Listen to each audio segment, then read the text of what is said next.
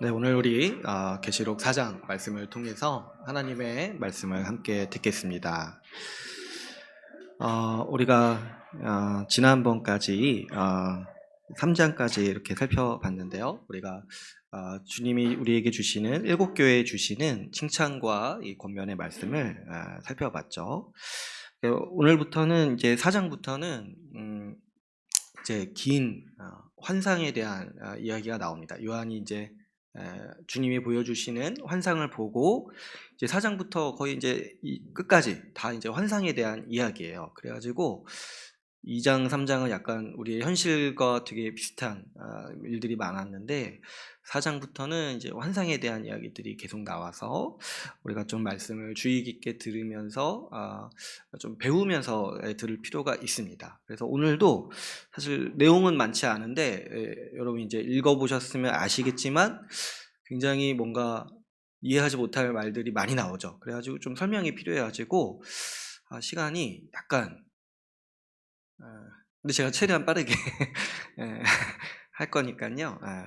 근데 오늘 보시면 아시겠지만 이 환상 우리가 좀 생소한 상징들과 이야기들이 나와서 우리가 좀 공부해가면서 좀 주의 깊게 살펴보면서 좀 이해할 필요가 있습니다. 먼저 우리가 요한계시록 전체 내용을 좀 한번 우리가 먼저 기억해 보면 좋을 것 같은데요. 처음에 요한계시록 1장 1절을 시작할 때 이 말씀을 기록한 목적이 뭐라고 했습니까? 앞으로 반드시 속히 일어날 일들을 우리에게 알리시고자 이 말씀을 기록했다라고 하고 있어요. 그리고 오늘 우리가 읽은 본문도 보면은 같은 얘기를 또 하시는데 이후에 마땅히 일어날 일들을 보여주겠다. 환상을 통해서 보여주시겠다. 이 말씀을 하고 계시잖아요. 여기서 말하는 그 일, 속히 일어날 일, 이후에 마땅히 일어날 일, 이게 전부 같은 이야기를 하고 있다는 거를 이제 우리가 좀 눈치챌 수 있어야 돼요. 처음에 제가 1장 1절 말씀을 드릴 때 여기서 속히 일어날 일, 이후에 마땅히 일어날 일, 이게 이제 뭘 얘기한다고 했습니까? 우리 구약에서 다니엘서에서 말씀하신 하나님 나라를 향한 예언을 얘기한다고 했죠. 구약의 이 다니엘서에 보면은 그 느부갓네살 왕의 꿈이 나오고 다니엘이 그 느부갓네살 왕의 꿈을 해석해 주면서 이 일이 이후에 하나님께서 하실 일이라 이렇게 선언하신 거, 이렇게 예언을 기록하신 거를 우리가 볼 수 있죠.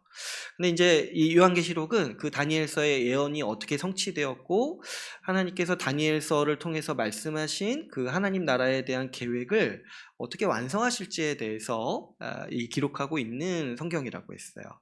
다니엘서 예언도 한번 좀 다시 생각을 해볼까요? 다니엘서에서 나타난 그 느부갓네살 왕의 꿈이 어떤 거였어요?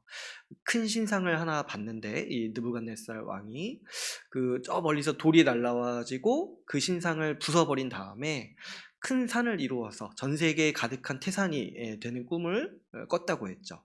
근데 다니엘이 이 꿈을 해석해주면서 이것이 하나님의 계획인데 어떤 계획이냐니까 신상은 뭐라고 했어요? 이 세상에 존재하는 앞으로 등장할 여러 제국들, 나라들, 왕국들이라고 했어요. 강력한 왕국들. 그래서 이제 가장 큰 왕이 이 바벨론의 이 느부갓네살 왕의 왕국 머리라는 거예요. 근데 그 뒤로부터 그 신상에 뭐 이렇게 가슴, 배, 이렇게 다리 이렇게 해가지고 그보다 좀 못한 나라들이 이렇게 생겨나는데 주님은 이 모든 나라들을 다 심판하시고 하나님의 권세를 따르지 않으니까 다 심판하시고 하나님의 백성들을 위한 새로운 나라를 세우시겠다. 그래서 돌을 던지셔서 그 모든 세상의 권세를 무너뜨리시고 영원한 하나님 나라를 세우시겠다라고 이 꿈을 해석해 주셨죠. 그러니까 우리가 이제 와서 이 신약 시대에 이제 와서 이 꿈을 보니까 거기서 날라온 돌 있잖아요. 그 신상을 부수는 돌. 그게 뭐냐니까 바로 예수 그리스도셨던 거예요. 예수 그리스도가 이 땅에 오셔서 죄와 사망의 권세를 부수심으로 이 땅에 있는 악한 권세들, 하나님께 복종하지 않는 세상의 나라와 권세를 모두 무너뜨리시고 이 땅에 이제 하나님 나라를 세우셨다는 거죠. 그런데 이 계획에 있어서 이 요한계시록이 우리에게 계속 가르쳐 주는 게 뭐라고 했습니까? 이 하나님 나라를 이 땅에 세우셨다고 했는데 그 중심에 바로 교회가 있다라고 계시록은 우리에게 계속해서 얘기하고 있는 것이죠. 그래서 이제 1장에서도 그 얘기하는 걸 보면은 교회를 가리켜서 나라와 제사장 삼으셨다. 하나님 나라로 삼으셨다. 아예 그렇게 말씀을 하시죠. 우리가 이제 1장 그 스가랴서 환상을 통해서 봤듯이 교회를 가리켜서 뭐라고 얘기를 하십니까? 7금초대와 7별이라고 이렇게 얘기를 하시죠. 그리고 오른손으로 7별을 예수님이 붙들고 계시고, 그리고 7금초대 사이를 거니신다. 예수님이 그 영광과 그 이 주권 가운데서 다스리시는 곳이 어디라니까? 바로 7금초대로 삼으시는 이 교회라는 거예요. 우리가 이제 지난주까지 살펴봤던 2장, 3장에서도 지금 교회에 대한 말씀을 하시잖아요.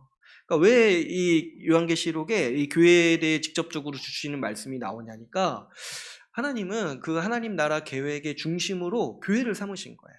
교회를 통해서 이 땅에 천국, 하나님 나라를 세우시기를 원하셨고, 이제 앞으로 이 계획을 완성하실 때 교회를 완성하심으로써 하나님 나라를 영원토록 세우시겠다라는 이 하나님의 계획을 성취하시겠다. 이 말씀, 이 계획, 이 뜻을 우리에게 가르쳐주고 계시는 것이죠. 그런데요, 이제 우리가 지난주까지 2장, 3장을 살펴봤잖아요. 근데 이제 교회의 현실을 살펴봤어요.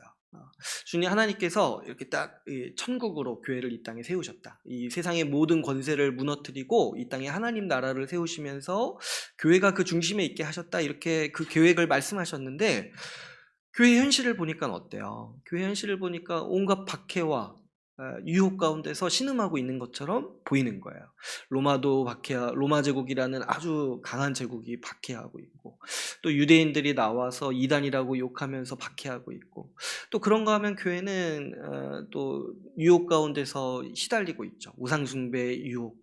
그런가 하면 또 이단의 미혹 가운데 빠져가지고 교회 자체도 좀 신앙을 잃어버리고, 또 심지어 어떤 교회는 예수님을 떠나 있어요. 예수님이 문 밖에 서 계시는 교회도 있었죠. 그런 상황에서 보면은 이게 지금 하나님의 계획이 이루어지고 있는 게 맞는가 하는 의문을 우리가 가질 수 있겠죠. 주님은 분명히 세상의 모든 권세를 무너뜨리시고 이 땅에 하나님 나라를 세우시겠다고 말씀하시고 그 중심에 교회가 있다라고 지금 가르치시는데 그 교회를 보니까 약간 좀 헷갈리는 거예요. 이게 진짜 세상의 모든 권세를 무너뜨리신 게 맞냐? 로마 제국이 저렇게 강성하고 교회는 이렇게 지금 휘청휘청 거리고 있는데 그 하나님의 계획이 맞는가 하는 의문을 우리가 가지게 되죠. 근데 그 의문에 대답하는 성경이 바로 이 계시록이라는 거예요. 하나님이 지금 이 계획을 진행하고 계시다. 지금 로마 제국이 저렇게 강성해 보일지라도, 저렇게 강해 보일지라도 하나님은 반드시 심판하신다. 왜냐? 그게 원래부터 다니엘서에 나타난 하나님의 계획이었다는 거야. 아무리 강성한 그 악의 세력이 하나님 나라를 대적하고 핍박할지라도 하나님은 다 무너뜨리시고 다 망하게 하시고 하나님 나라를 견고히 세우실 거다. 그러니까 지금 교회가 이렇게 휘청휘청 거리는 것처럼 보여도 하나님은 지금 그 일을 진행하고 계시니까 이 하나님의 그 계획, 그 다니엘서에 나타난 이후에 반드시 속히 일어날 그 계획을 믿고 지금 헷갈리지 말라. 지금 이제 이 교회가 휘청휘청 거리는 거 있지만 이거 잠깐이다. 주님은 반드시 이 교회를 완성하실 것이다. 이 얘기를 지금 계시록은 지금 1장부터 끝까지 하고 있는 거예요. 그러니까 사실 계시록 전체의 내용이요 복잡한 내용이 아니에요. 다 이 얘기예요. 하나님이 로마 제국 무너뜨리실 거다. 교회 지키실 거다. 너에게 주신 모든 약속 다 성취하실 거다. 이 얘기를 지금 하고 있는 거예요. 그러니까 우리가 이 계시록을 볼 때 이게 어려운 얘기라고 생각하고 보면은 한도 끝도 없이 어려워 보여요. 근데 지금 제가 말씀드린 거 지금 앞에 다 힌트가 있는 거예요. 이게 어떤 내용이다라는 걸 가르쳐주고 힌트가 있는 거예요. 이 말을 지금 하고 있다라는 거를 기억하고 계시록을 보시면은 사실 다 이렇게 우리가 아는 얘기를 하고 있는 거예요. 우리가 알고 있고 믿고 있고 의지하고 있는 이야기들을 계시록은 지금 구약의 그 상징들과 환상을 가지고 더 창의적으로 그리고 또 우리가 더 여실히 보도록 우리 앞에서 얘기를 하고 있는 것이죠. 그래서 이 지금 하나님 나라를 향한 하나님의 계획, 이 다니엘서에 나타난 예언, 이거를 기억하시고 앞으로 이제 쭉 보시면은 계시록이 이렇게 쉽게 얘기를 하고 있는 거구나라는 거를 우리가 이해할 수 있을 것입니다. 오늘 우리 본문 말씀을 보면은 1절을 보시면은 지금 이제 하나님께서 요한에게 말씀하시는 거죠. 이 일 후에 하늘에 열린 문이 요한을 봤다는 거예요. 근데 어떻게 말씀하세요? 그 음성이 이르되 이리로 올라오라.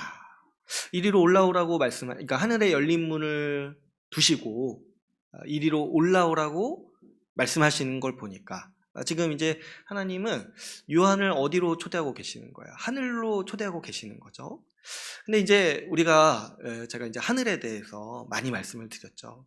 그 성경에서 나오는 하늘은 구름 위의 세상을 말하는 게 아니라고 했어요. 하늘은 무슨 뜻을 가지고 있다고 했죠? 하나님의 보좌, 하나님이 다스리시는 곳, 하나님의 통치 보좌가 있는 곳. 그러니까 어떤 물리적인 공간이라기보다는 하나님이 세상을 주관하시고 다스리시는 곳이라는 거예요. 그런데 이제 사실 하나님이 영이시기 때문에 어떤 물리적인 공간을 필요로 하시는 분이 아니에요. 그런데 마치 뭔가 그 장소가 있는 것처럼 우리에게 가르쳐 주시는 거는 우리에게 상징으로 보여주시는 거예요. 그러니까 하늘이라고 부를 때 구름 위에 무슨 우리는 이제 약간 옥황상제가 있는 것처럼 생각을 하잖아요. 근데 그런 게 아니라 하나님의 통치 보좌를 말하는 거다. 그 우리를 초월해서 계시는 하나님의 통치 보좌를 얘기하는 거다라고 우리가 이해해야 된다는 거죠. 그러니까 지금 여기서 하나님이 이리로 올라오라 이렇게 말씀하시는 건 뭐냐면 내 보좌 앞으로 나아오라. 왕께서 얘기를 하시는 거예요. 내 보좌 앞으로 나아오라. 이렇게 말씀을 하시는 거예요. 지금 우리가 이제 지난주까지 그 2장, 3장을 통해서 이 교회의 현실에 대해서 살펴봤을 때 사실 지금도 비슷한데 교회의 현실이 그렇게 녹록하지가 않죠. 여러 가지 박해와 이 세상의 우상의 유혹들. 그래서 그 가운데서 교회는 적당히 타협하기도 하고 또 어떤 사람들은 신앙을 잃기도 했습니다. 그리고 주님은 그런 상황에서 이 믿음을 끝까지 지키라고 계속해서 권면하시고 당부하시죠. 그런데 주님께서 이제 더 이렇게 우리에게 권면하시고 당부하시는 게 뭐냐면은 이리로 올라오라는 거예요. 이리로 올라와서 하나님의 통치 보좌에서 어떤 일이 일어나고 있는지를 직접 보여주시겠다라고 말씀하시는 거죠. 그래서 이 통치 보좌에 올라와서 지금 보라고 하시는 게 뭐냐니까 이 1절 끝에 보시면 뭐라고 말씀하세요? 이후에 마땅히 일어날 일들을 내가 내게 보이리라 이렇게 말씀하세요. 그러니까 이게 지금 무슨 얘기를 하고 계시는 거예요? 앞에 말씀하셨던 하나님 나라의 계획을 이제 더 보여주시겠다. 그 일을 어떻게 이루실 건지에 대해서 보여주시겠다. 이 말씀을 하고 계시는 거죠. 그래서 오늘 이제 이 본문은 그 요한이 그 하나님의 보좌를 보고 본 것들을 기록한 내용들이에요. 그래서 오늘은 우리가 하나님의 보좌의 이 환상을 살펴보려고 하는데요. 한번 요한이 하늘에 올라가서 본 이 보좌에 대한 모습이 어떠한지를 우리가 보도록 하겠습니다. 요한이 딱 가서 올라가서 보니까 하나님의 보좌를 보니까 이 하나님이 잘 보이지 않는 것처럼 보여요. 너무 영광스러우셔가지고 마치 뭐처럼 보인다 이렇게 표현을 하는 거예요. 앉으신 이의 모양이 보니까 벽옥과 홍보석 같고 이렇게 돼 있어요. 그러니까 보석같이 찬란하게 비하고 형체는 알아볼 수가 없는 거예요. 그래서 이 하나님의 영광을 표현할 때 보석을 많이 쓰는 것이 이제 구약의 용법 중에 하나예요. 우리는 사실 저는 이제 보석이 그렇게 익숙하지가 않아가지고 잘 모르겠어요. 모르겠지만 여기 나오는 이제 보석은 그 당시에 가장 진귀한 보석, 그 당시 사람들이 생각하기에 가장 아름답다고 생각했던 그 보석을 지금 얘기를 하고 있는 거예요. 근데 이제 그 보좌를 보니까 거기에 뭐가 있어요? 지금 이 무지개가 있어요. 무지개가 그 보좌를 둘러싸고 있다고 하고 있습니다. 여러분 이제 왜 이 보좌에 무지개가 있는가 생각해 볼 때 여러분 무지개 하면 딱 우리에게 떠오르는 사건이 있어요. 그게 뭐냐면 바로 이 노아 이 노아에게 일어난 일들을 우리가 떠올리게 되죠. 하나님이 이 무지개를 노아에게 주시면서, 노아 세상에 주시면서 약속하신 게 뭡니까? 하나님은 이 세상을 보존하시겠다. 이제 완전히 멸하지 않으시고 보존하시고 앞으로 회복하시겠다라는 약속을 이 노아를 통해서 주신 거예요. 그러니까 이 무지개를 볼 때마다 이제 하나님께서 이 우리가 사는 이 세상, 이 피조 세계를 이 죄로부터 완전히 회복하실 것을 주님은 약속하셨고, 지금 근데 그거를 하나님이 그분의 보좌 앞에 두고 계시는 거예요. 보좌에 두고 계시는 거예요. 우리 하나님 나라에 대한 약속이요, 결국에 완전히 성취되는 것이 뭐냐니까, 이 세상을 온전히 다 회복시키시는 거예요. 이 피조 세계, 이 죄로 물든 이 자연도, 이 동식물도 다 회복시켜서 우리에게 에덴 동산보다 더 영광스러운 세상을 주시고자 하시는 게 이 하나님 나라를 완성시키고자 하시는 이 하나님의 계획이죠. 하나님께서 이 보좌에서 하실 일이 앞으로 이와 같다는 거예요. 이 무지개를 통해서 보여주시는 게. 하나님이요, 이 세상을 회복하시려는 이 하나님의 계획이 얼마나 확고한지 하나님은 날마다 이 무지개를 앞에 보고 계시는 거예요. 그러면서 하나님의 약속을 하나님이 날마다 상기하시는 거죠. 내가 이 세상을 반드시 회복하시겠다. 이 피조세계, 죄로 물든 피조세계를 반드시 회복하시겠다라는 약속을 하나님이 기억하시고 그 굳은 의지를 보여주시고 계시는 것이죠. 그런데 이 보좌를 자세히 보니까 4절을 보시면은 지금 어떤 특이한 점이 있냐면은 여기 주변에, 이 보좌 주변에 어떻습니까? 24보좌들이 있다고 합니다. 그러니까 보좌가 우리가 생각할 때 하나님이 한 분이시니까 한 개가 있다고 생각을 했는데, 하나님이 앉으신 보좌 주변에 24개가 더 있다는 거예요. 그리고 거기에 흰 옷을 입은 장로들, 그리고 금관을 쓴 장로들이 24명이 앉아 있다는 거죠. 그러면 이게 이제 굉장히 특이한 거예요. 사실 그 성경에서 얘기할 때 하나님 보좌에 하나님만 앉아 계셔야 되잖아요. 근데 지금 보좌가 24개가 있고 거기에 24명이 더 앉아 있는 거예요. 이 장로들이라고 하는데, 그럼 이 사람들이 그럼 누구냐는 거예요.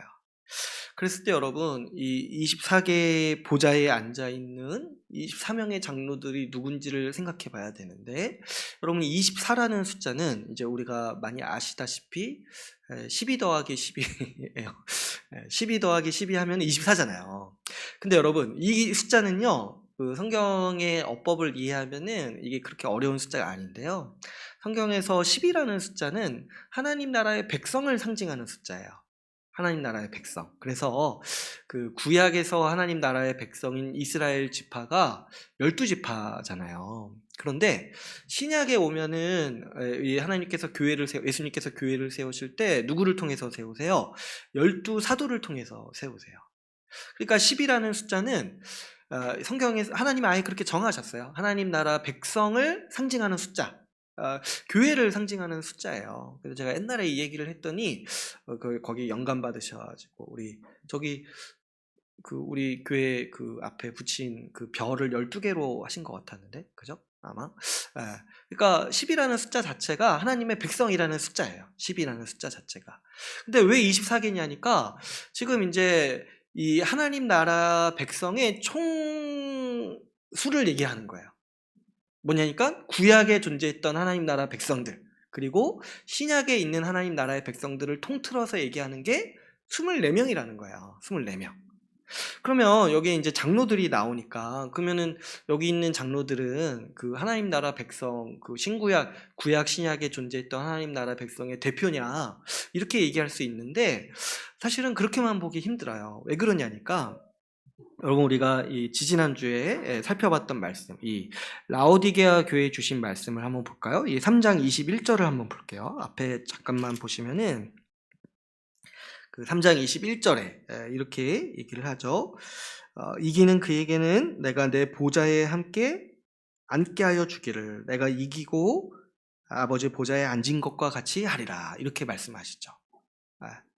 그러니까 지금 여기 장로들이 앉아 있다고 하니까 이 사람들이 굉장히 특별한 사람처럼 보이잖아요. 그런데 하나님께서 그분의 보좌와 함께 앉게 해주시겠다라고 말씀하신 그 성도가요, 특별한 사람들이 아니라는 거예요.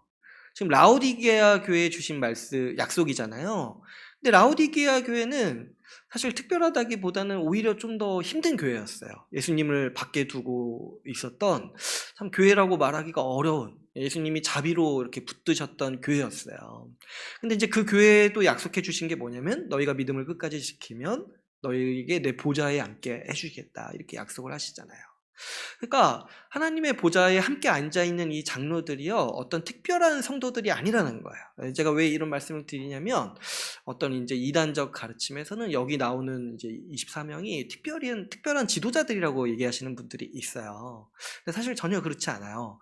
여러분, 하나님 보좌에 같이 앉도록 이게 하나님께서 약속하시고 그 선물을 주시는 사람들이 어떤 사람들이냐니까 바로 우리예요, 우리.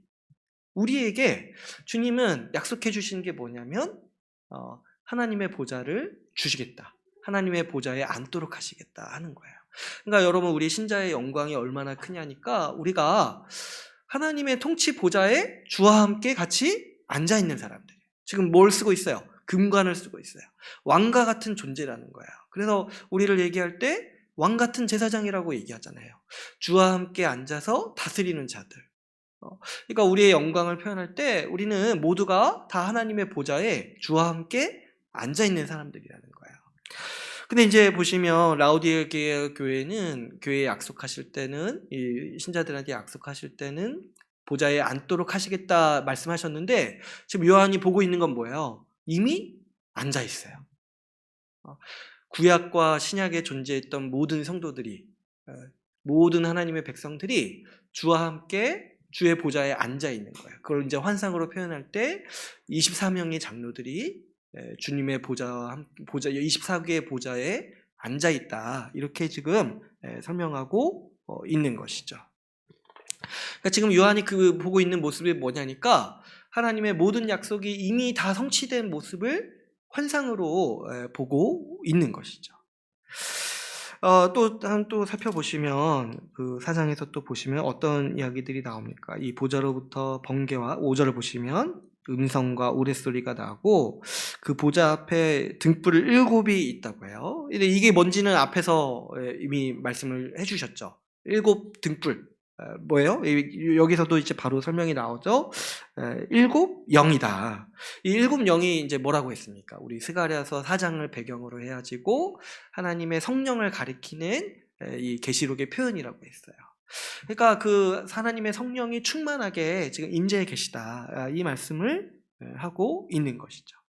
그 다음에 제가 오늘 약간 가이드 같은데 또 살펴보시면 6절에 보시면 보좌를 또 살펴보니까 또 뭐가 있어요. 갑자기 또 뭐가 나오냐니까, 보좌 앞에 수정과 같은 유리바다, 수정과 같은 유리바다가 있다는 거예요. 이게 이제 여기서부터 약간 이제 좀 더 우리한테 생소한데요. 근데 이게 사실은요, 구약에서 하나님의 보좌를 표현할 때 많이 쓰는 표현이에요. 하나님의 보좌 앞에 바다가 있다라는 얘기를 많이 해요. 근데 이게 왜 어디서 나오는 거냐니까, 이 창세기 말씀에서 보면은 창세기 1장 7절 말씀을 보시면, 하나님이 처음에 그 천지를 창조하실 때 하늘에 물을 두셨다라고 돼 있어요. 근데 하늘의 물을 이 궁창 아래의 물과 궁창 위의 물로 나뉘게 하셨다고 돼 있어요. 그러니까 이 처음에 하늘에 물을 두셨는데 그 물을 이 땅으로 보내셔서 이 바다가 되게 하시고, 땅에는 계속 물이 있는 거예요. 근데 그 물을 또 언제 사용하셨냐니까, 그 노아 홍수 때, 그러니까 하늘의 궁창을 여셔서 사용하셨다고 돼 있죠.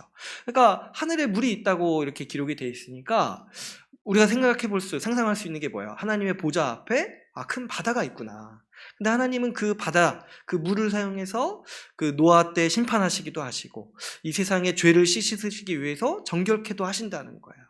그래서 이 성경 구약에서 이제 환상들을 보면은 하나님의 보좌 앞에 바다가 있다는 표현을 써요. 그래가지고 솔로몬이 성전을 만들 때 그 성전 안에도 그 바다 형상을 놋으로 만들었다는 기록이 있어요. 그러니까 그 구약의 사람들이 그 하나님의 보좌를 상상할 때 바다가 있다고 생각을 한 거예요. 물이 있다고 생각한 거예요. 그 하나님의 심판의 권능을 상징하기도 하고 우리의 죄를 정결케 하시는 하나님의 능력을 상징하기도 하는 상징으로서 이 물이 있다는 거예요. 근데 그 물도 영광 중에 빛나는 모습을 표현할 때 수정과 같은 유리바다, 아주 반짝반짝거리고 영광스럽게 빛나는 그 바다가 보좌 앞에 있다는 것이죠. 그 다음에 또 이제 보시면은 이제 7절을 보시면은 이 수정과 같은 유리바다까지는 그런갑다 하고 이제 우리가 넘어가는데 그 다음에 이제 우리가 보기에 굉장히 회개한 장면이 나옵니다. 그게 뭐냐니까 네 생물이 등장을 하는 거예요. 이 7절부터 보시면은 그 보좌 주위에 네 생물이 있는데 이 네 생물을 보니까 뭐예요? 첫째는 사자 같고, 둘째는 송아지 같고, 셋째는 얼굴이 사람 같고, 넷째는 독수리 같다 이렇게 얘기를 해요. 근데 이제 이 네 생물을 자세히 보니까 그 앞뒤에 눈이 가득하다는 거예요. 이거 6절에 보시니까 앞뒤에 눈들이 가득하다. 근데 여기서부터 이제 계시록을 약간 포기하게 돼요, 사람들이. 이 부분 이게 뭐야? 상상이 잘 안 가죠. 근데 여기까지도 견디셨으면 그 다음부터는 좀 못 견디는 못 견딘다고 표현하겠네요. 좀 그렇지만 좀 더 이해하기 힘든 표현들이 나오는데 8절에 보시니까 이 네 생물이 보니까 각각 6날개를 가졌다는 거예요. 그러니까 이게 지금 우리 상상이 잘 안 되죠. 한 생물은 뭐 이렇게 사자 같고 송아지 같고 사람의 얼굴 가진 생물도 있고 독수리 같은데, 그러니까 이 세상의 것이 아닌 것 같은데 또 각각 6날개를 가졌다는 거야. 근데 여기까지도 이해하기가 힘든데 또 뭐라고 얘기를 하세요? 그 날개를 펼쳐보니까 거기에도 눈들이 가득하다는 거예요. 이 생물 앞뒤에도 눈이 가득하고 날개에도 눈이 가득하다고 하고 있어요. 이거를 어떻게 해야 될까요? 그래서 누가 예전에 이 계시록에 나오는 환상을 그림으로 그린 걸 본 적이 있는데 너무 공포스러워. 생각해 보세요. 생물인데 눈이 가득해요. 눈이 가득해요. 그리고 그 날개를 가지고 있는데 날개를 펼치니까 그 안에도 눈이 가득해요. 이거 그리면은 굉장히 참 무서운 생물이죠. 근데 사실은 지금 이 네 생물을 우리가 좀 이해할 때 이게 진짜 이렇게 우리가 그거를 이 생물이 있다고 말씀하는 게 사실은 아니에요. 한번 생각해 보시면 이런 해괴망측한 생물이 있을 수가 없죠. 눈이 앞뒤가 있고 날개가 있는데 날개가 6개 있는데 거기에도 눈들이 가득한 거예요. 그러니까 날개를 딱 펼치는데 거기에 수백 가지 눈이 있어가지고 눈이 이렇게 막 이렇게 쳐다보고 있는 거예요. 사실 너무 이렇게 해괴망측하죠. 근데 지금 이 말씀이요, 그런 생물이 있다고 얘기하는 게 아니라 상징으로 우리에게 보여주고 있는 거예요. 상징으로. 먼저 이제 눈을 좀 살펴보면은 네 생물을 먼저 좀 보면은 여기서 이제 우리가 보기에는 여기에 나오는 네 생물이 굉장히 생소하잖아요. 그런데 사실은 이 구약에 나오는 환상이 있어요. 그 에스겔서 1장에 보시면은 이 네 생물들이 나와요. 그러니까 지금 요한이 아예 없는 얘기를 지금 하고 있는 게 아니라 구약에 있는 유명한 환상을 유명한 이제 이 계시의 환상을 지금 이제 보여주고 있는 거예요. 다시 보여주고 있는 거예요. 근데 여기서 네 생물이 그러면 뭘 얘기하냐니까 지금 여기 나오는 네 생물은 그 당시 사람들이 생각하기에 이 피조물 중에서 가장 탁월하다고 생각하는 대표격인 생물 4개를 얘기하고 있는 거예요. 그래서 이 네 생물이 실제 생물을 얘기하는 게 아니라 피조물의 대표로서 4개를 얘기하고 있는 거예요. 근데 왜 4개를 얘기하냐면 이것도 이제 성경의 어법인데 성경에서 사는 이 지구를 의미해요. 지구를 뜻해요. 이 피조 세계를 의미해요. 왜 그러냐니까 하나님이 삼위일체시잖아요. 근데 그 하나님이 만드신 세상 해가지고 이렇게 해가지고 이제 우리 동양권에서는 4라는 숫자가 안 좋은 숫자인데 이제 성경에서는 4라는 숫자가 이 피조 세계, 하나님이 만드신 세상을 상징하는 거예요. 그래가지고 이 네 생물이 의미하는 바가 뭐냐면 이 네 생물이 이 피조물 중에 대표를 얘기를 하고 있는 거예요. 그러니까 사실은 모든 피조물을 얘기하고 있는 거예요. 모든 피조물. 그래서 이 모든 피조물이 하나님의 보좌 앞에 있는 거예요. 아까 제가 이제 24장로를 얘기할 때도 24장로가 뭘 상징한다고 했어요? 하나님 나라의 백성 모두를 상징한다고 했죠. 여기 나오는 네 생물도 마찬가지로 하나님이 지으신 모든 피조물들을 대표격으로 보여주시고 그 피조물들을 상징하고 있는 거예요. 이 네 생물이. 근데 그러면 이 눈이 가득하다는 게 어떤 표현이냐 했을 때 사실 제가 이제 스가랴서 그 4장 말씀을 그 환상을 얘기를 할 때 얘기를 안 하고 이제 지나간 게 하나가 있어요. 스가랴서 4장에서 성령을 얘기할 때 7금촛대에 있는 촛불이라고 했잖아요. 근데 이 스가랴서 4장 10절에서 이걸 또 어떻게 바꿔서 얘기하냐면 이 7은 온 세상에 두루 다니는 여호와의 눈이라고 얘기를 해요. 그러니까 스가랴서 4장에서 성령을 가리켜서 7불이라고 얘기하기도 하고 하나님의 눈이라고 얘기하기도 해요. 그러니까 지금 이 계시록에서 눈이라고 표현하는 건 다 뭐를 얘기하는 거예요? 다 성령을 얘기하는 거예요. 성령을. 그래서 지금 이제 이 네 생물이 눈이 앞뒤에 눈이 가득하고 날개에 눈이 가득하다. 이 얘기가 무슨 얘기냐니까 성령으로 충만하다는 거예요. 성령으로 충만하다. 그러니까 실제 눈이 있다는 얘기가 아니라 성령으로 충만한 생물이다. 근데 여러분 이 네 생물이 피조물 전체를 대표한다고 했잖아요. 근데 그 이 피조물 전체가 지금 어떻게 돼 있어요? 그 성령으로 충만해 있어요. 성령으로 충만해 있어요. 하나님의 보호하심을 받고 있고 또 어떻습니까? 하나님의 뜻대로 살아가고 있다는 거예요. 성령에 충만하여서. 그러면 이게 지금 어떤 상태를 얘기하고 있는 거겠습니까? 이 내 생물이 피조물 전체를 상징한다고 했는데 이 피조물 전체가 성령으로 충만하다는 것은 하나님께서 이 피조물 전체를 회복시켰다. 이거를 지금 우리한테 상징으로 가르치고 계시는 거예요. 이 피조물도 이 세계 우리가 살고 있는 자연 세계 이 많은 자연도 죄로 말미암아서 썩어짐에서 종노릇한다고 했어요. 그런데 지금 하나님께서 그 피조물을 완전히 회복시켰다라는 것을 상징으로 우리한테 보여주시는 거예요. 성령으로 충만케 하셨고 그 완전한 모습으로 하나님 앞에 서 있다라는 거예요. 그래서 이 죄에 대한 저주에서 완전히 회복된 피조물, 그 피조 세계, 그것이 하나님의 보좌 앞에 있다라는 것을 지금 하나님은 그 환상을 통해서 요한에게 보여주고 계십니다. 지금 이 네 생물이 그래서 지금 하나님의 보좌 앞에서 하고 있는 일이 뭡니까? 이 8절을 보시면은 이렇게 얘기를 하죠. 8절 우리 같이 함께 읽어볼까요? 8절 같이 읽어볼게요. 시작. 네 생물은 각각 6날개를 가졌고 그 안과 주위에는 눈들이 가득하더라. 그들이 밤낮 쉬지 않고 이르기를 거룩하다 거룩하다 거룩하다 주 하나님 곧 전능하신 이여 전에도 계셨고 이제도 계시고 장차 오실 이시라 하고. 아멘. 지금 이 네 생물이 하나님의 보좌 앞에서 하나님을 찬양하고 있어요. 근데 왜 하나님을 찬양하냐 하니까 지금 이 피조 세계가 회복된 거예요. 완전히 회복된 거예요. 썩어짐의 종노릇함에서 해방된 거예요. 그토록 그 로마서 8장에 보면 이 피조물들도 자기들이 썩어짐의 종노릇하는 것에서 해방되기를 고대하고 기대하고 기다리고 있다고 했어요. 예수님 다시 오셔서 이 세상을 완전히 회복하실 때 자기들도 이 죄의 결과, 죄의 저주에서 벗어나기를 고대하고 있다고 기록하고 있어요. 창세기에서 인간이 죄를 지었을 때 이 피조 세계도 다 죄의 저주 아래 들어갔어요. 이 가시덤불과 엉겅퀴를 내게 되고 그 왕성했던 그 생산력이 줄어들고 그 동물들도 죽음에 빠져서 이 죄의 저주 아래서 살아가고 있는 상태였다는 거죠.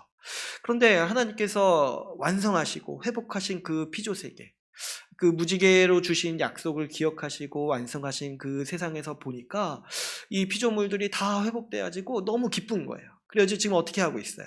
하나님을 찬양하고 우리에게 오셔서 우리를 회복시키신 하나님이시다. 우리를 완성시키신 하나님이시다. 완전히 완성된 모습으로 성령으로 충만해가지고 하나님의 뜻에 온전히 복종하는 그 피조물의 모습으로 지금 하나님을 찬양하고 있다는 거예요. 근데 이 환상의 절정이 지금 여기서 끝나는 것이 아니라 10절, 11절에서 이 환상의 절정이 나오고 있습니다. 우리 10절, 11절 말씀도 우리 같이 함께 읽어볼까요? 10절, 11절 말씀도 같이 읽어보겠습니다. 시작. 24 장로들이 보좌에 앉으신 이 앞에 엎드려 세세토록 살아계시는 이에게 경배하고 자기의 관을 보좌 앞에 드리며 이르되 우리 주 하나님이여 영광과 존귀와 권능을 받으시는 것이 합당하오니 주께서 만물을 지으신지라 만물이 주의 뜻대로 있었고 또 지으심을 받았나이다 하더라. 아멘.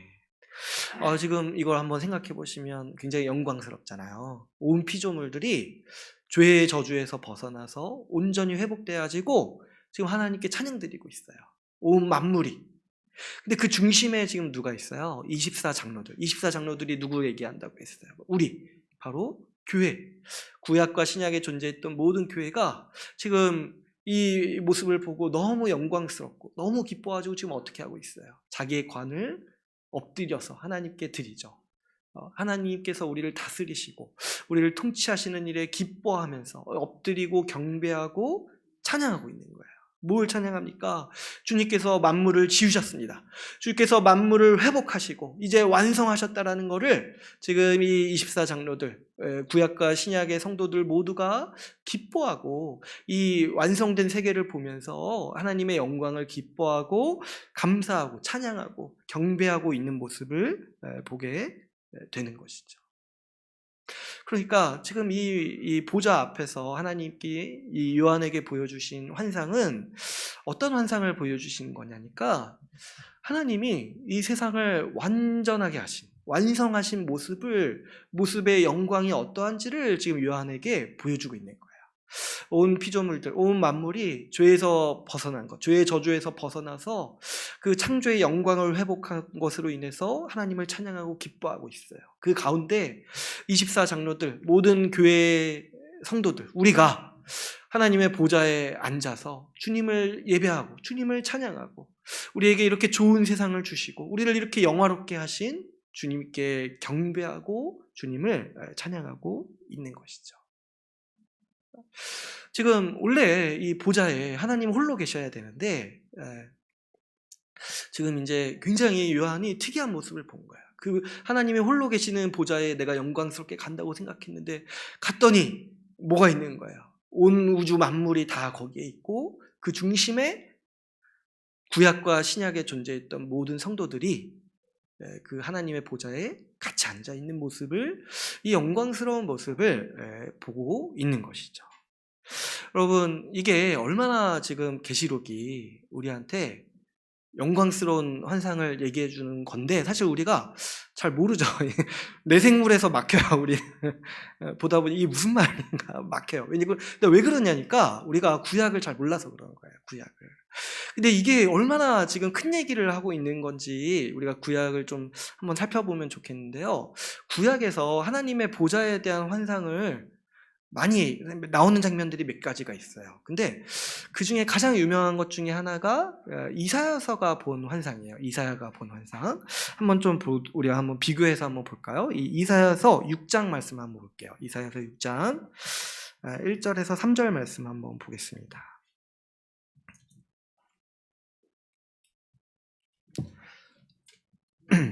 이사야서 6장 1절에서 3절 말씀.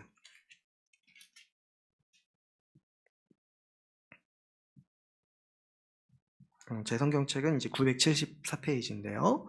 같이 함께 읽어볼까요? 이사야서 6장 1절에서 3절 말씀 같이 읽어보겠습니다. 시작.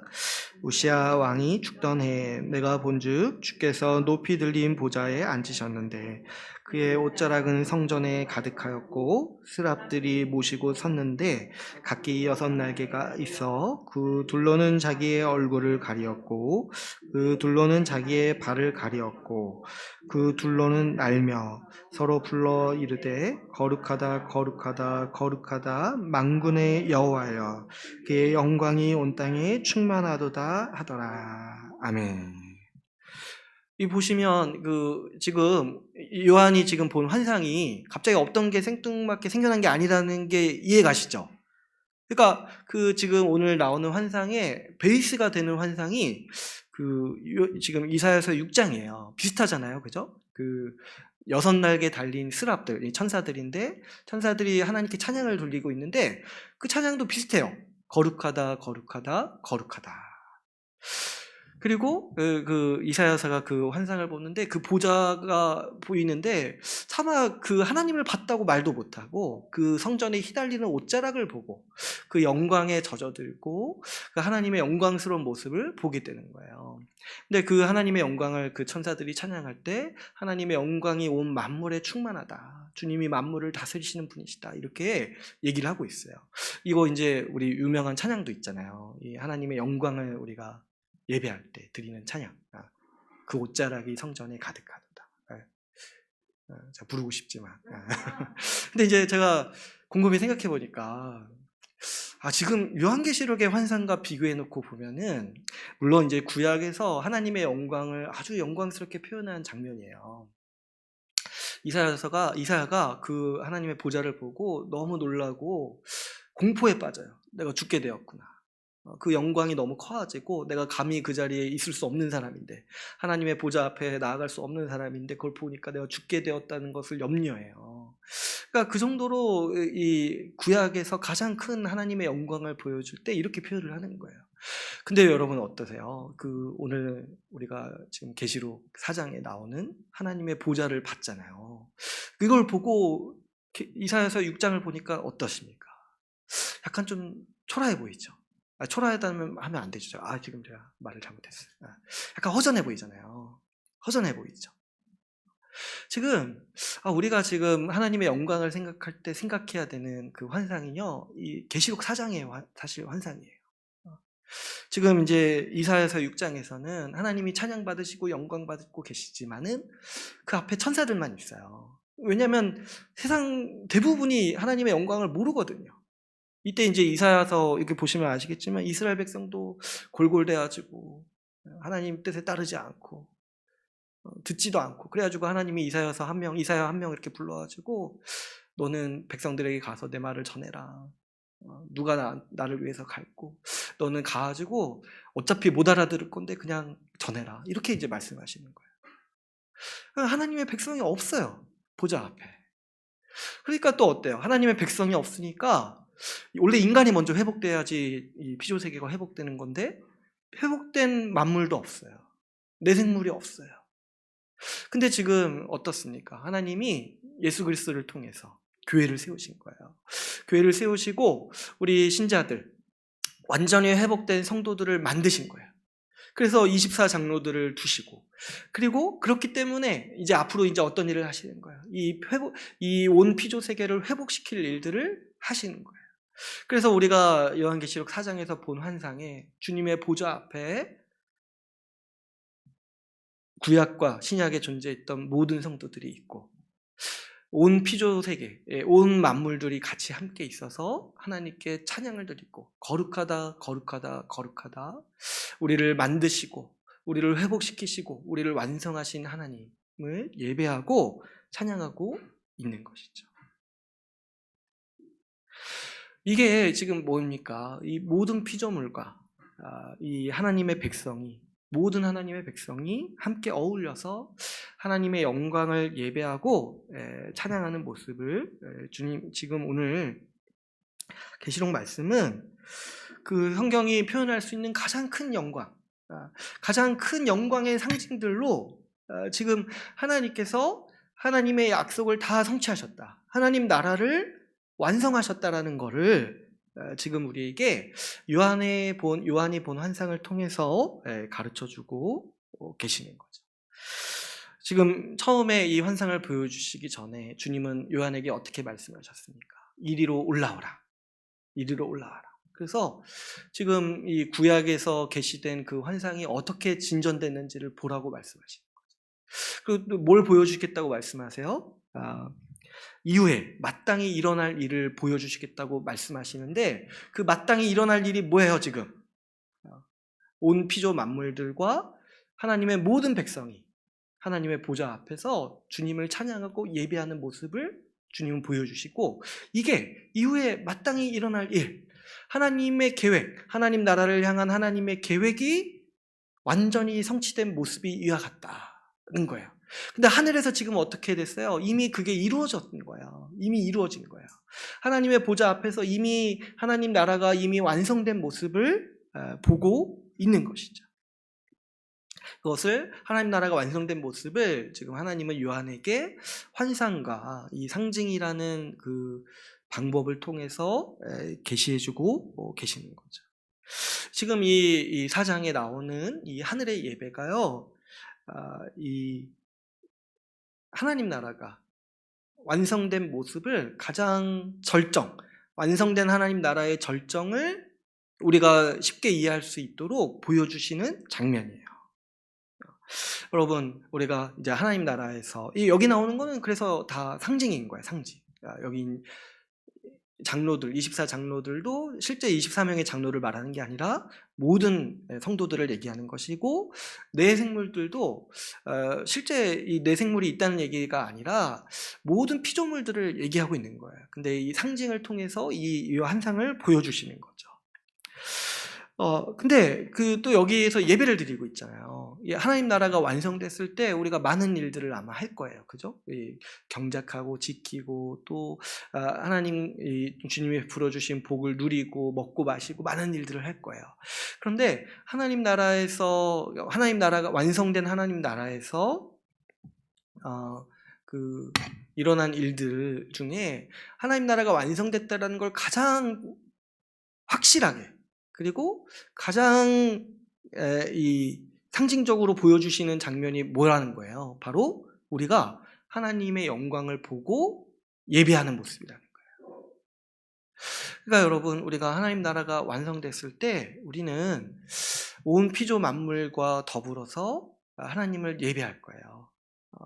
예배만 드리는 것은 아니겠지만 우리가 하나님 나라의 가장 핵심적인 활동이 뭐냐니까 그 하나님의 영광을 보고 찬양하고 기뻐하고 그 하나님께 감사하고 그 하나님을 경배하는 일, 그 예배가 바로 하나님 나라가 완성된 하나님 나라에서 우리가 참여하게 될 이 예배라는 거죠.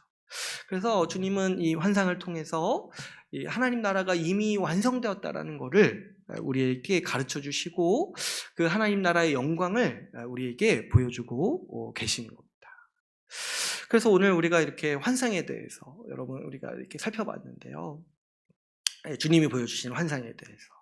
근데 우리가 주님께서 왜 이런 환상을 우리에게 보여주시는지에 대해서 이해할 필요가 있습니다. 여러분 이렇게 신앙생활 하시다가 이렇게 환상 보신 적 있으세요? 환상? 이렇게 좀 멍할 때, 이렇게 기도하다가 잘 때 뭐 이렇게 말씀 듣다가 졸 때 이렇게 환상 보신 적 있으세요? 근데 사실 성경에 나오는 환상은 제가 이게 생각을 해보니까 이렇게 좀 멍할 때 보는 게 아니에요. 정신이 멀쩡할 때 보는 거예요. 정신이 멀쩡할 때. 근데 주님은 실제로 환상을 보여주실 때도 있어요. 근데 이제 많은 분들은 이제 그런 경험이 없을 것 같아요. 왜냐면은 이제 그렇게 주님이 일하시니까.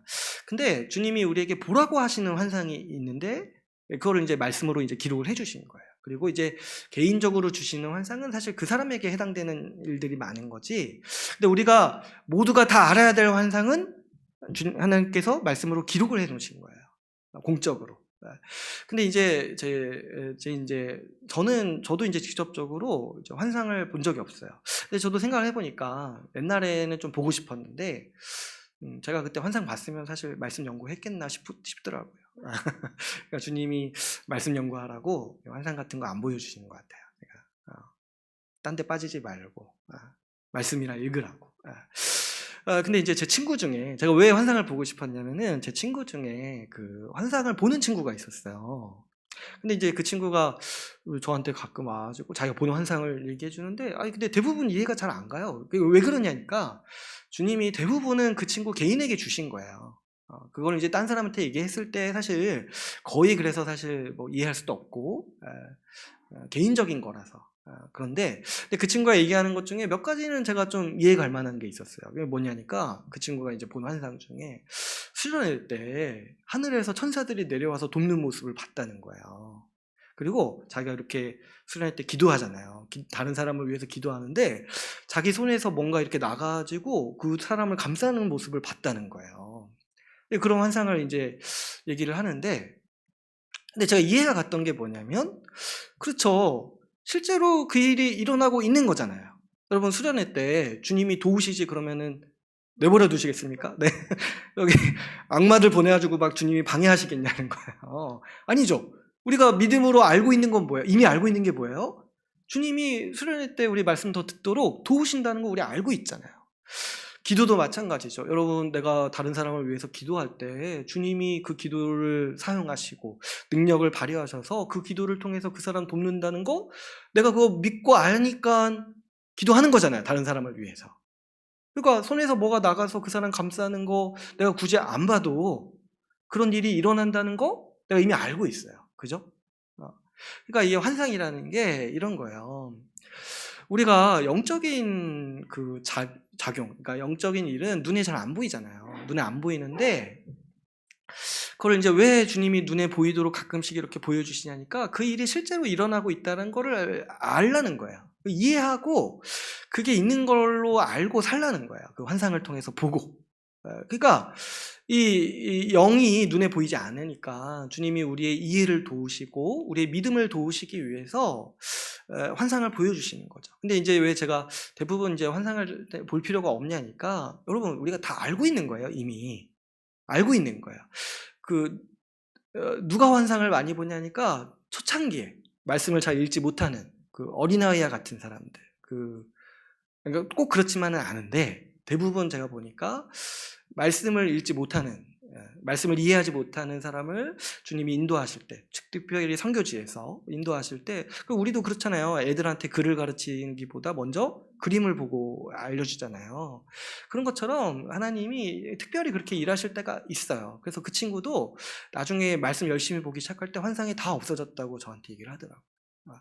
그러니까 환상이라는 게 뭐냐니까, 우리가 눈에 잘 안 보이는데, 영의 이 작용이 눈에 안 보이는데 주님이 실제로 그 일이 일어나고 있다라는 것을 안심하고 믿으라고 우리를 도우시고, 우리 이해를 도우시고, 우리의 믿음을 견고케 하시고자, 우리가 믿음을 성장시키시고자 우리에게 보여주시는 것들이라는 거예요. 눈으로 볼 수 있게. 한번 생각해 보시면, 여러분 우리가 이 눈에 안 보여도 마땅히 있다고 생각하는 것들이 사실 굉장히 많아요. 우리가 살아갈 때. 그리고 그게 없으면은 우리가 일상을 살 수가 없어요. 눈에 안 보여도 마땅히 일어나고 있다라는 그 지식이 없으면은 살 수 없는 지식들이 굉장히 많습니다. 생각해 보시면 여러분, 그 공기도 눈에 안 보이잖아요. 공기도 눈에 안 보이는데 왜 우리가 이렇게 환기를 합니까? 그 공기에 대한 지식이 있으니까 눈에 안 보여도 공기가 있는 것처럼 생각을 하는 거잖아요. 그래가지고 이렇게 냄새가 날 때 환기하고, 이렇게 뭔가 탁할 때 환기를 하잖아요. 이게 뭐냐니까 우리가 지식이 있어서 그런 거예요. 환상이 뭐냐니까 영의 지식을 우리에게 주는 거예요. 영의 세계가 눈에 보이지 않는데 영의 지식을 갖춰서 그것이 마땅히 일어나는 일인 줄을 알고 그것이 있다는 걸 생각하고 살아라, 이렇게 말씀하시는 거예요. 공기가 눈에 보이지 않고, 여러분 뭐 코로나균 눈에 안 보이잖아요. 근데 왜 있는 것처럼 삽니까?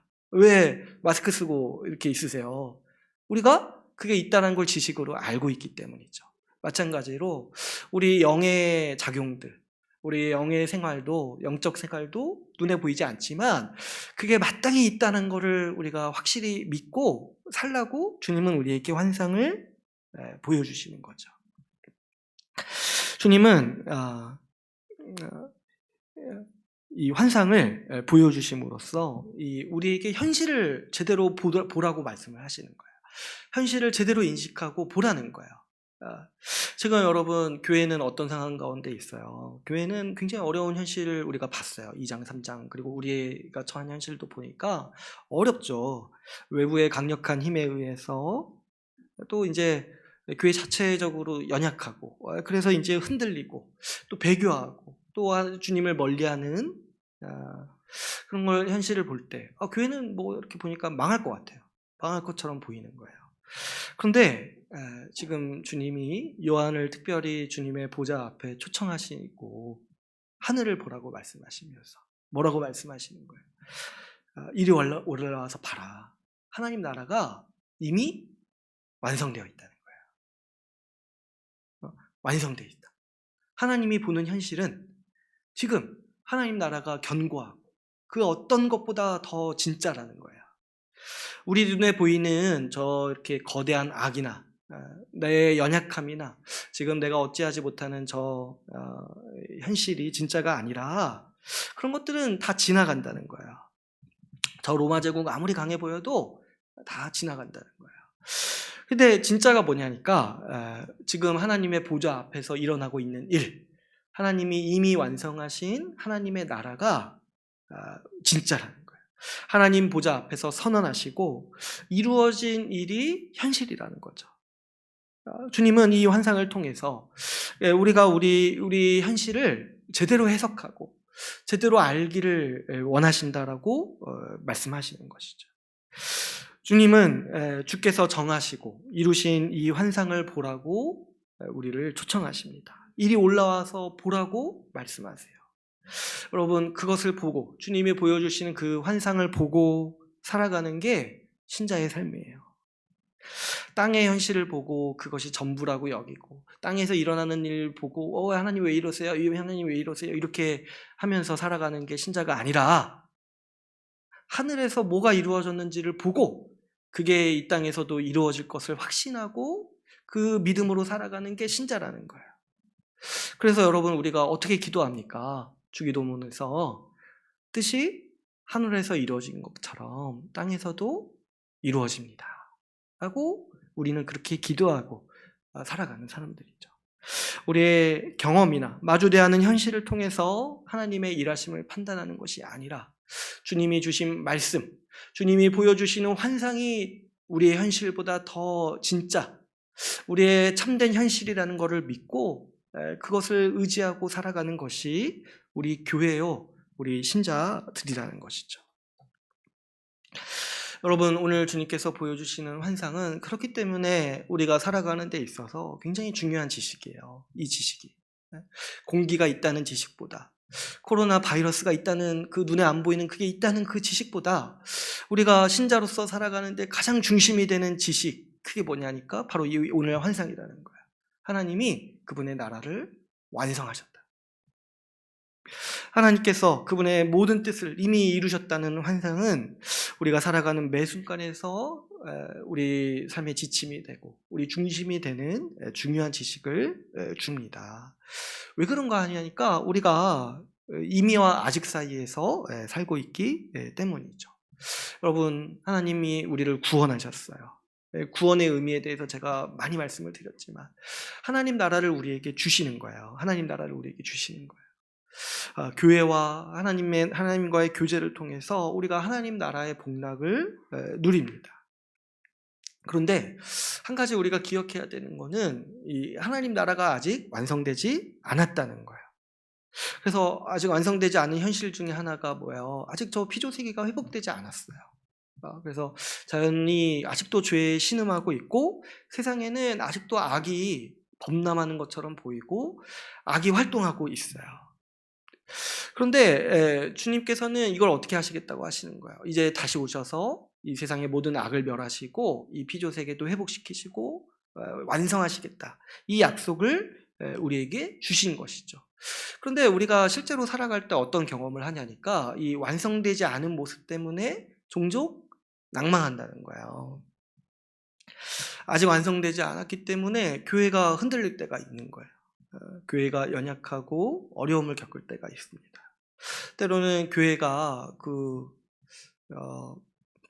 주님을 외면하기도 하죠.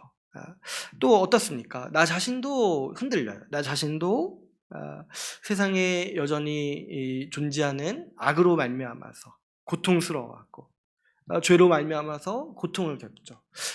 나 자신도 죄로 인한 고통이 있어요. 먹고 살기 위한 분투가 있고 세상에서 일어나는 악의 피해자가 되기도 하고 각종 질병과 어려움을 겪기도 합니다. 이 다 죄의 영향이죠. 우리 각자도 또 어떻습니까? 우리 각자도 우리 자신의 죄와 싸웁니다. 각 우리의 불순종하고 싶은 마음들, 또 그 가운데 신앙을 잃어버리는 사람도 있고 하나님과 멀어지기도 합니다. 이런 현실을 볼 때, 이런 현실만 보면은 우리는 전혀 구원받은 것 같지가 않은 거예요. 천국이 도대체 어디 있습니까? 죄가 이렇게 시퍼렇게 살아있는데 천국이 도대체 어디 있냐는 거예요. 하나님 나라가 어디에 있습니까? 우리가 누리는 천국이 뭐냐는 거예요, 도대체. 죄가 이렇게 시퍼렇게 나와 밀접하게 영향을 미치고 살고 있는데. 그때 이제 주님이 말씀하신 게 뭐냐면, 이리 올라와 보라는 거예요. 하늘에 와 보라는 거예요. 우리가 아직 완성되지 않은 천국의 하나님 나라에 절망할 때, 주님은 이미 이루신 모습을, 이미 완성하시고 이루신 하나님 나라의 모습을 우리에게 환상으로 보여주시는 것이죠. 오늘 본문 말씀처럼 하늘문을 여시고 이리 올라오라고 말씀하세요. 그래서 주님이 이미 이루신 일들을 보라고 말씀하십니다. 주님의 보좌 앞에서는 주님께서 이미 하신 일과 앞으로 하실 일들이 어우러져서 하나님 나라가 이미 완성되어 있다는 거예요. 이것을 본 사람이 하나님 나라가 이미 임했다는 것을 믿고 날마다 그 나라의 삶을 살아가는 것이죠. 그래서 이 환상이요, 마치 조감도와 같은 거예요. 그런 거 보신 적 있으세요? 어디 건설 현장 가서 그 건물이 완성되면 어떤 모습으로 될지를 미리 이렇게 이 미니어처라고 하나요? 이렇게 꾸며서 보여주는 곳이 있어요. 거기 가면은 그 장소가 나중에 어떻게 될 것인지를 우리가 상상하고 믿을 수 있죠. 이렇게 될 거라는 거를. 이 환상이 마치 우리에게 그렇게 미리 보여주는 조감도와 같다는 거예요.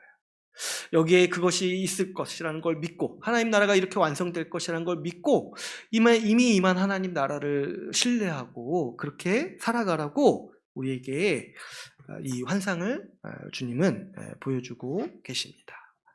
여기에는 우리 신자가 살아가는 믿음의 원리가 담겨 있어요. 여러분 진짜 한번 생각을 해보시면, 주님이 우리에게 하신 일 모두가 사실 우리 눈에 안 보여요. 그죠? 여러분 죄사함 받은 거 본 적 있으세요? 아니 그냥 까놓고 아니 설교 때 그냥 터놓고 얘기하죠. 예수님 본 사람이 있으세요? 네? 예수님 본 적 없잖아요. 그죠? 아니 예수님이 죄 사해 주셨다 했는데 언제 죄 씻기는 거 보셨어요? 네.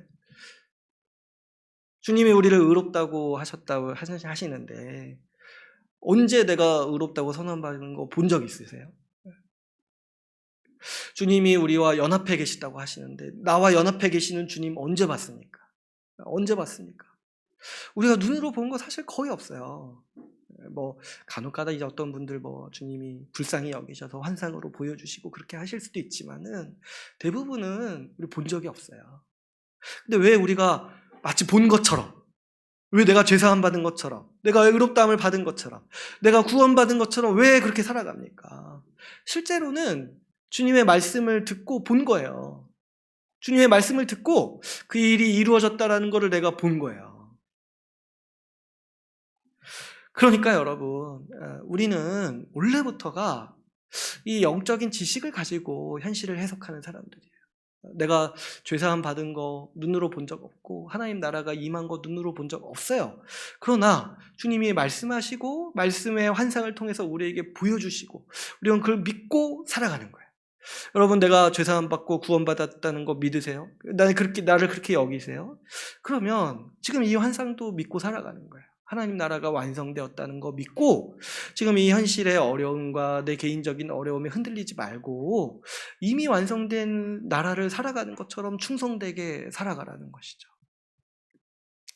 왜 여러분 우리가 복음을 반복해서 듣고 배워야 된다라고 말합니까? 복음이 희미해지면은 이 영적인 지식도 희미해지니까 그런 거예요. 내가 죄사함 받았다고 믿고 그렇게 살아가는데 이걸 계속 안 듣고 또 이렇게 희미해지면은 마치 죄사함 안 받은 사람처럼, 안 의로운 사람처럼 이렇게 살아가니까 반복해서 복음을 듣고 그렇게 하라는 거잖아요. 이게 희미해질수록, 이 환상이 희미해질수록 우리는 마치 복음이 없는 사람처럼 살기 쉬운 거죠. 우리 삶의 모든 원리가 이런 거예요. 우리가 어떻게 살아가냐니까 우리는 하늘에 올라가서 하늘에서 뭐가 이루어졌는지를 보고 이 땅에서 살면서 그것이 나인 것처럼, 그것을 나로 여기고, 그것이 내 현실로 여기고 우리는 그렇게 살아가는 거예요. 우리 신자의 모든 삶의 원리가 뜻이 하늘에서 이루어진 것 같이 땅에서 그렇게 살아가는 거예요. 내 현실을 보면은 그냥 계속 죄인 같죠. 그러나 주님이 내 죄를 용서하셨고 나를 의롭다고 선언하셨다는 걸 하늘에서 보고 어때요? 내가 이 땅에서 의인으로 살아가는 거예요. 주님은 그 일을 이미 이루셨다라고 우리에게 선언하셨기 때문이죠. 그래서 우리는 이 영적인 지식을 가지고 원래부터가 이 눈에 보이지 않는 이 영적인 지식을 가지고 이 현실을 해석하고 이 세상을 살아가는 사람들이에요. 여러분, 주님께서 오늘 우리에게 이 환상, 하나님 나라가 완성되어 있는 모습을 보여주시는 이유도 분명합니다. 가장 먼저는 주님의 나라가 이미 완성되었다는 것을 믿고 교회나 내 개인의 현실에 낭망하고 좌절하지 말라는 거예요. 어떻게 이렇게 좀 교회에 어려워 보이고 나도 좀 형편없어 보일 때 그거 가지고 세상 끝났다, 나는 이제 끝이다, 이렇게 좌절하지 말라는 거예요. 왜냐하니까 하늘에서 보니까 하나님은 이미 다 이루셨어요. 이제 그게 역사에서 실현될 일만 남은 거예요. 그러니까 우리에게 낭망하지 말고 좌절하지 말아라. 저 거대한 악이 우리를 박해하고 또 저 아주 매혹적인 우상이 우리를 유혹해도 거기에 낭망하지 말고 좌절하지 말라고 우리에게 이 환상을 보여주시는 거예요. 이미 주님의 나라가 완성되었다. 너가 지금 이미 하나님의 보좌에 같이 앉아있는 영광스러운 사람이다 라는 거죠. 두 번째로 뭐가 있냐니까 우리 눈에 보이는 현실을 너무 믿지 말라는 거예요. 지금 7교회 말씀하셨던 것처럼 박해를 받으니까 믿음 버리지 말고 세상의 우상숭배로부터 오는 유익이 너무 크니까 거기에 미혹되어서 믿음 버리지 말라고 주님은 이 환상을 우리에게 보여주시는 거예요. 주께서 이미 이루신 세상과 영광을 보고 거기에 충성되게 살아가라. 지금 눈에 보이는 거 거기에 미혹되지 말고 거기에 압도되지 말라는 거예요. 주님이 보여주시는 환상 믿고 주님이 이미 완성하신 그 세상을 믿고 그 하나님 나라에 충성되게 살아가라. 그 좀 눈에 보이는 거 그 좀 가볍게 여기라는 거예요. 그게 뭐냐는 거예요 도대체. 그게 뭐냐는 거예요. 이미 지나갈 거예요. 저 로마 제국도 주님이 망하게 하실 건데 지금 뭐 교회를 박해하고 또 내 삶을 어지럽히는 저 세력들 주님이 가만히 놔두시겠냐는 거예요. 다 무너질 거예요. 다 무너질 거예요. 지금은 좋아 보이죠. 우상 숭배하고 유익을 얻으면 좋아 보이죠. 근데 주님 나라가 완성될 때 너 그러면 어디 있겠냐는 거예요. 너 정말 주님 앞에 네 왕관을 벗어버리고 엎드려서 경배하는 자리에 네가 있을 것 같냐는 거예요. 지금 그렇게 우상 숭배가 좋아서 이렇게 거기에 나오는 유익을 누리고 있는데 좀 그럴 때가 아니라는 거죠. 그거는 가짜예요. 그 현실은 가짜예요. 주님은 하나님 나라를 이미 완성하시고 그 일을 위해서 오늘도 우리를 위해서 일하고 계신다고 말씀하십니다. 그래서 주님은 이 환상 보고 이것을 보고 살아라. 이것이 우리에게 있다는 걸 보고 살라고 우리에게 말씀하고 계시는 것이죠. 여러분, 우리는 자주 하늘로 올라가서 이 주께서 보여주시는 환상을 그래서 봐야 돼요. 매일같이 보고 이것이 우리의 현실이고 이것이 우리의 소망이고 이것이 우리의 삶이라고 매일같이 되새겨야 하는 것이죠. 우리 눈에 보이는 현실보다 주님께서 보여주시는 이 환상이 진짜임을 알고 우리가 살아가야 됩니다. 언제 그러면 올라가냐고요? 우리가 말씀을 볼 때 주의 뜻을 보잖아요. 주께서 이미 이루신 일들을 보잖아요. 여러분, 내가 이미 죄사함 받았다고 믿고 의롭다함을 믿는 거 있잖아요. 내가 구원받았다고 믿는 이것도 다 환상을 보는 거예요. 말씀을 통해서 우리는 하늘에 올라갑니다. 또 어떻습니까? 기도할 때 제가 뭐라고 말씀드렸어요? 기도할 때 주님의 보좌 앞에 다 가는 거라고 했잖아요. 네? 주님의 보좌 앞에, 저도 옛날에는 계속 주님의 보좌 앞에 갈 때 이사야서 6장을 상상했는데, 우리는 이제 이 장면, 모든 만물이 하나님 앞에 찬양드리고 있는 이 장면을 생각하면서 우리는 보좌 앞에 나아가야 합니다. 그런데 여러분, 우리는 무엇보다 예배를 통해서 이 열린 문을 지나 하늘에 올라갑니다. 오늘 본문에서 완성된 하나님 나라의 상징을 환상으로 보여주실 때 하늘의 예배를 보여주시죠. 이 하늘의 예배가 완성된 하나님 나라의 절정인 거예요. 그런데 예배가 그 완성된 하나님 나라의 절정일진데, 여러분, 우리가 드리는 예배가 그럼 뭐냐니까, 이때 완성될 하나님 나라를 미리 누리는 최고의 절정이 바로 우리가 함께 드리는 예배인 것이죠. 여러분, 우리가 같이 모여서 이렇게 예배 드릴 때 있잖아요. 지금 이 예배에 참여하는 거예요. 지금 우리가 하늘에 있는 거야. 하늘에 있는 거야. 지금 우리가 하늘에 있어서 지금 이 예배에 참여하고 있는 거예요. 나중에 이제 완성됐을 때 더 이 예배의 영광을 더 눈으로 볼 거예요. 근데 지금 한번 생각해 보시면 이 하늘의 예배에서 지금 내생물만 빠져 있는 거예요. 내생물만. 그러니까 거의 유사하죠. 우리가 같이 하나님 예배하고 찬양하고 하나님 말씀을 들으면서 하나님의 뜻을 보고 있잖아요. 그러니까 이 예배가 우리 하늘의 예배에 동참하는 예배라는 것을 우리가 기억해야 됩니다. 예배 때마다 우리는 완성된 하나님 나라의 모습을 분명히 보고 누리는 것이죠. 여러분, 하나님 나라 완성됐을 때 예배 안 할 거예요? 예배 안 하고 놀러 갈 거예요? 하나님이 눈앞에 보이는데 가만히 있을 수 있겠어요?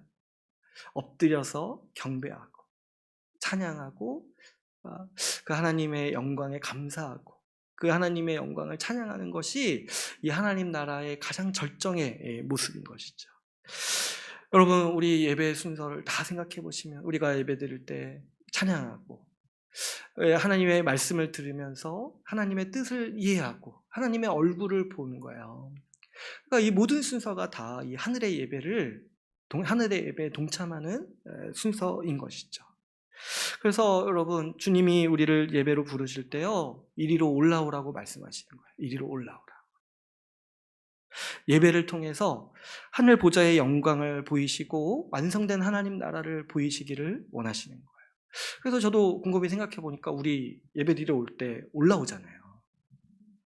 엘리베이터 타고 올라오잖아요. 모든 예배당은 올라가야 돼요. 그죠? 올라가야 돼요. 우리 이사 가면은 더 높은 데로 갑시다. 아무튼 어때요? 또 예배 드리고 밥 먹으러 갈 때 내려가는 기분 들잖아요. 하늘에 있다가 이제 땅에 가는구나 하는 기분 들잖아요. 우리가 예배 드릴 때 우리는 하늘에 올라가 주님의 보좌 앞에서 주님의 영광을 찬양하는 것이죠. 그러므로 우리는 예배를 통해서 하나님 나라 보는 일에 집중해야 돼요. 여러분, 우리가 예배에 집중하지 못한다라면은 우리가 어떻게 살 수 있겠습니까? 복음이 희미해질수록 우리의 구원이 희미해지듯이 예배가 희미해질수록 하나님 나라에서 산다라는 그 믿음도 희미해지는 거예요. 우리가 예배에 집중하지 못한다면 월요일부터 시작되는 아직 이루어지지 않은, 아직 완성되지 않은 현실이 우리를 감싸 안습니다. 직장생활의 스트레스, 집안일과 육아의 스트레스, 생계를 위한 고난, 악으로부터 오는 고난, 세상의 우상숭배로부터 오는 유혹과 극심한 미혹, 각종 우상숭배의 유혹과 배교의 유혹이 월요일 우리 아직 땅에 내려가는 순간 아직 이루어지지 않은 현실 때문에 우리에게 젖어들고 우리는 매일 거기에 중독되면서 살아가기 쉬운 사람들이에요. 그런 상황에서 여러분, 우리가 주님이 주시는 하늘의 환상과 도우심이 없이 우리가 어떻게 이러한 현실을 극복할 수 있겠습니까? 주님은 이미 이루신 하나님 나라를 충만하게 누리라고 우리에게 하늘의 예배를 참여할 수 있도록 이 교회의 예배를 허락하신 거예요. 그러므로 여러분, 우리가 충만한 예배를 드릴 수 있도록 모두가 힘써야 마땅합니다.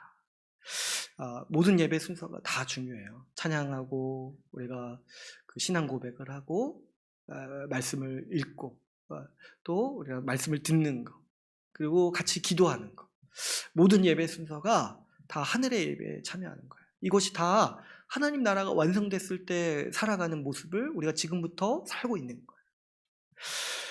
모든 예배 순서에 우리가 참여해서 하나님의 영광을 찬양하고 예배하는 것이 중요합니다.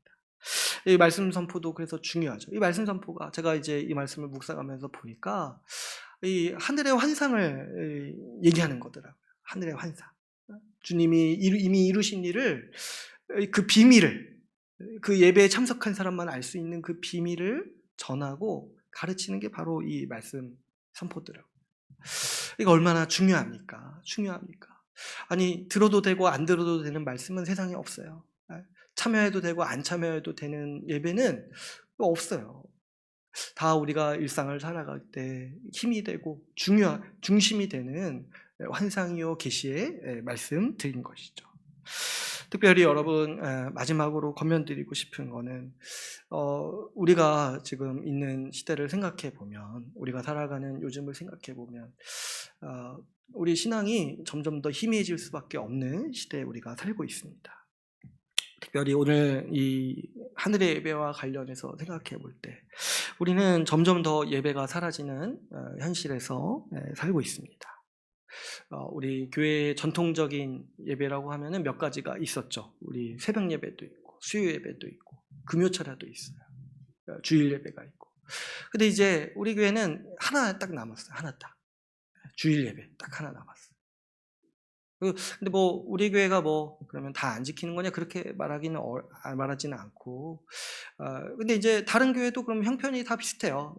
보면은 다 대부분 예배가 시들시들해지고 지금 이제 마지막 하나 남은 게 주일 예배예요. 주일 예배.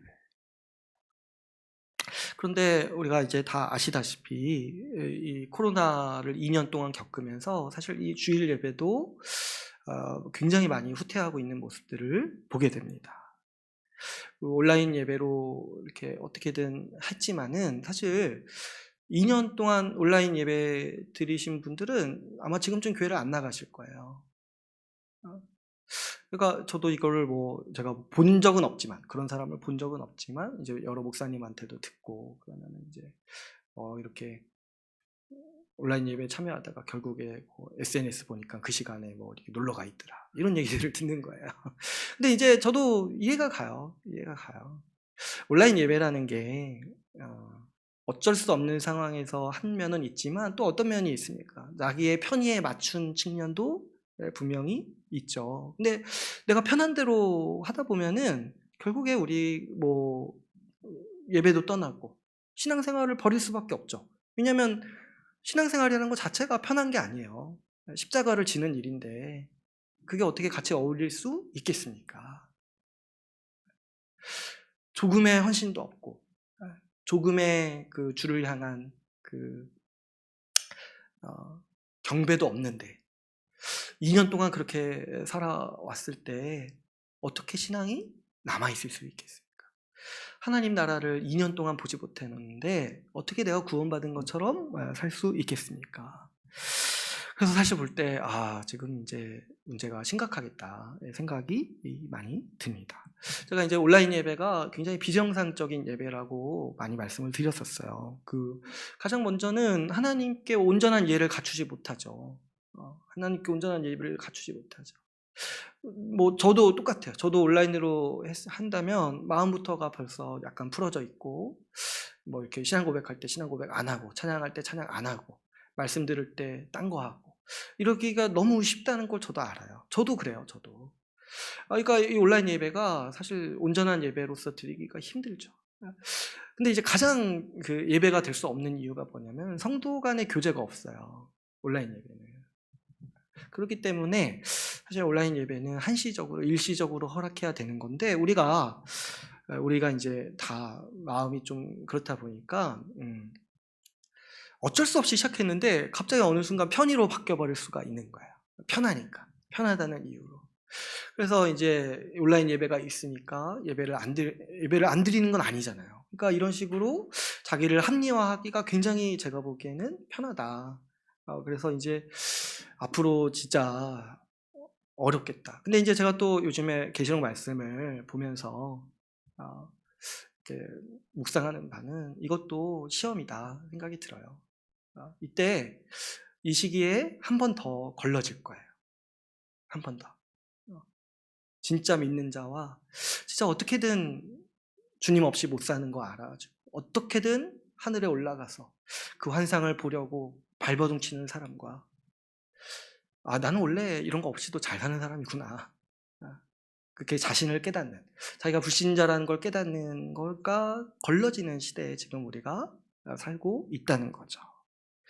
그래서 여러분, 우리도 지금 이 시기를 잘 분별하셔서 지금 예배가 실종되고 있고 우리는 지금 주일 예배 딱 하나 지키려고 발버둥 치고 있는 거예요. 주일 예배 딱 하나 지키려고. 주일 예배 딱 하나. 근데 이것마저도 양보한다면 여러 가지 사연과 여러 가지 환경으로 양보한다면 사실 그럼 우리 신앙에 남은 게 도대체 뭡니까? 남은 게 하나님 나라를 가장 절정으로 누리는 예배마저도 우리가 온전히 집중할 수 없고 거기에 온전히 참여해서 집중할 수 없고 이 예배를 온전히 누릴 수 없다라면 도대체 내가 그러면 일주일 동안 여러분 신자로서 살아가는 게 도대체 뭡니까? 그랬을 때 우리 지금 굉장히 절박한 현실에 우리가 있어요. 우리 교회도 염려스럽지만 사실 한국 교회가 굉장히 염려스럽죠.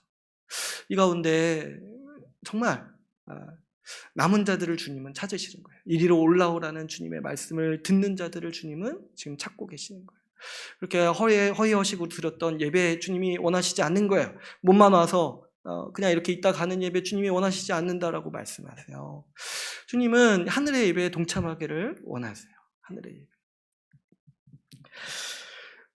물론 우리 보면은 어쩔 수 없는 상황이 있어요. 주님께서 뭐 그런 거 책망한다고 저도 생각하지 않습니다. 그러나 우리 앞에 놓인 시험을 우리가 이해할 필요가 있습니다. 우리가 이 시험을 이해하고 우리가 이제 회복하기 위해서 분투하고 애써야 하는 거. 우리 예배의 회복을 위해서 우리 모두가 함께 정말 2년의 시간 이상의 힘을 써가지고 같이 함께 우리가 노력하기를 원합니다.